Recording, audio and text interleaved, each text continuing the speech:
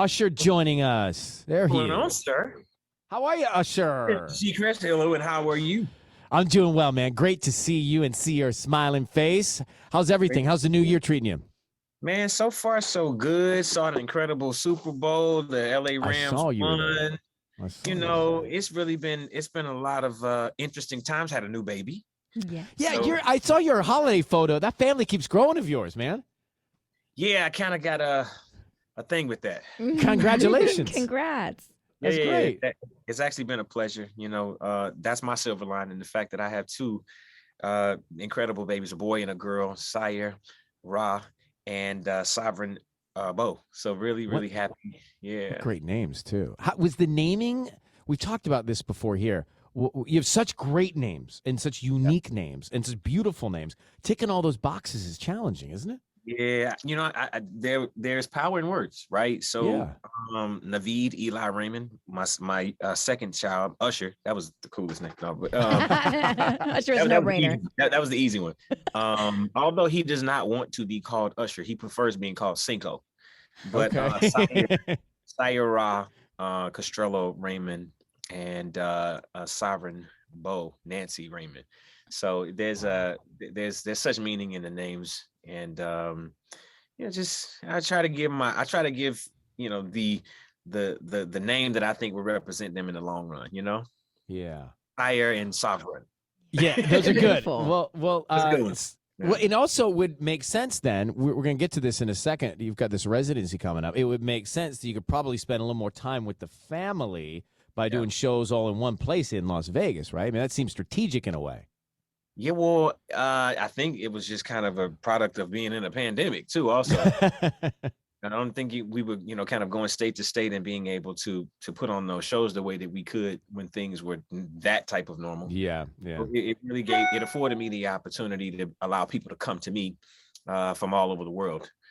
And what is it? I was talking to Lionel Richie and Luke Bryan and Katie even. We were out on the road working together the other day, and I was talking to them. They're all doing residencies in Las Vegas. And Luke was saying, the first night, and again, I mean, you've been there, but he said on the first night for him, he was really nervous because he wanted to do so. He knows these people are in Vegas. There's a lot of there's a lot of things to do in Las Vegas. It's not like you're just in some city for a night and everybody's there to see you. What does it feel like when you're looking out into that crowd of people from all over the place, Usher? Well, I guess I would just consider myself delusional because I would feel that everybody's just there to see me. And that's the confidence that it actually takes in order to even put on a show. Makes sense. What I mean? Hey, you just, if anything, you're nervous because you don't know if tomorrow the entire show is going to be shut down, but God willing, we managed to, have enough of a staff in order to make it through the shows and didn't have as many issues as I thought we would have, but it was a bit complicated to put together this show.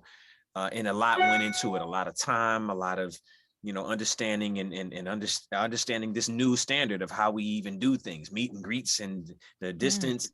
Right. I mean, I'm like, it's like it's our meet and greet, but you're like way over there. Yeah, it feels strange. Mm-hmm. Yeah, it almost feels like you're cheating them in a way, right? Because like you want to be able to get next to them and share the connection that they have with you and you with them. Well, it allowed me to kind of incubate new ideas and ways to meet and greet people. So underneath my stage, when we were there before, I had an entire immersive world. So you literally came to a speakeasy. So there's performers there. There's you have drinks there. Entire experience, and there's an entire theatrical play, immersive play that's going on with about 20 actors. And then we go to New York, which was outside. So it's like, okay, we got space. Right. And then we took them to a place called Magic City, Ush City. If you ever been to Atlanta, then you know what Magic City is. Anyway, the point is, it was actually all about immersing them into the place and the environments that these songs were created. And then they went upstairs to see the show. So now at the Dolby Live Park MGM, I'm going to do the same thing, but elevate it a little bit more. You'll be able to have VIP tickets where we can have a meet and greet. There's also two specific spaces in the show that you can request to be and be a part of the show. So there's just all these different layers that, again, I was able to incubate as a result of trying to find new ways to put on a show. What does the set list look like now at the show?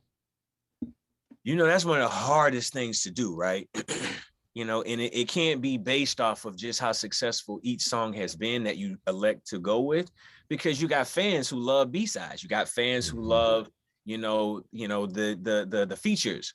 And then there is that. Okay, what happens when you got a friend in town who you did a feature with? All right, well, we got to switch the whole show up. And that moment, that was just an open moment, that becomes a special one of a kind moment that would only happen that night. But what I try to do is give people as much of a range from the beginning up into current date as I possibly could. And Usher, you're not standing at a microphone, standing at a microphone. Like you get some action on your stage as well. Bro, I'm skating. I got set changes. I got things flying in and out. It's theatrical. Entire stage. She's actually on a pole, 40 feet in the air. It's like, for me, it was I think I spent maybe a week before I even started putting together the show to just go to Vegas and be reminded of how I felt every time I came to Las Vegas. No, I didn't go see Thunder Down Under. Ladies, y'all did that part. But I was mindful of the fact that there's an audience that would like that. I was mindful of the fact that they come there for Cirque du Soleil. Since I had to get my abs right for that moment. Yeah. But you didn't have far to go. Those theatrical moments that people literally come to Las Vegas for. And also too, they come for a show or they want the EDM experience. So I'm like, how do I encapsulate all of the things and worlds that I play in all in one space? And what I did is I kind of adapted this, Atlanta Southern culture and offered that. As you look around, it's like you see Gordon Ramsay and you see the Eiffel Tower, you see all these things. I'm like, wait a minute, our culture needs to be represented here as well. So everything that I know and love from the South, I try to put that into the show. So I'm skating.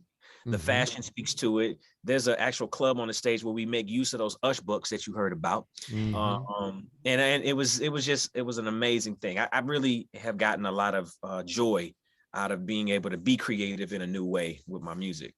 Listen, if you need a nod to Atlanta, Connie and Gary Seacrest are still permanent residents. They'd be happy to be, up there somewhere as a feature. Absolutely. No problem. As long as the parental units. Town stomping, that's cool. Come on. Man, I'm so happy for you personally and professionally to hear all the good things that are going on. Tickets to Usher's Las Vegas residency at Dolby Live at Park MGM go on sale next Friday, 10 a.m. Ticketmaster.com/Usher Vegas.